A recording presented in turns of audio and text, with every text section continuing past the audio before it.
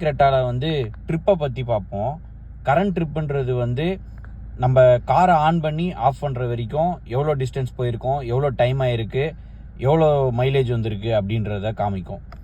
Next வந்து refuel பண்ணதுலேருந்து எவ்வளோ டைம் இது ஓட்டியிருக்கோம், எவ்வளோ தூரம் போயிருக்கோம், எவ்வளோ கிலோமீட்டர் வந்து நம்மளுக்கு வந்திருக்கு மைலேஜ் அப்படின்றத சொல்கிறது.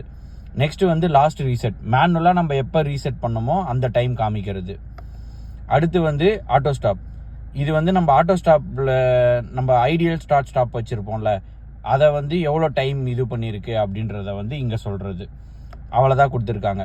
ஆனால் இதில் ஒரே ஒரு ட்ராபேக் என்னென்னா, நம்மளுக்கு ஒரே ஒரு லாஸ்ட் ரீசெட் மட்டும்தான் கொடுத்துருக்காங்க. நம்மளால் வேறு எதையுமே வந்து கண்ட்ரோல் பண்ண முடியல. இப்போ நம்ம 2-3 இடத்துக்கு போகிறோம், அந்த இதுக்கு வந்து பர்டிகுலராக வந்து நம்ம மைலேஜ் கால்குலேட் பண்ணோம் அப்படின்னா நம்மளால் பண்ண முடியல. அது வந்து ஒரு ட்ராபேக்காக இருக்குது.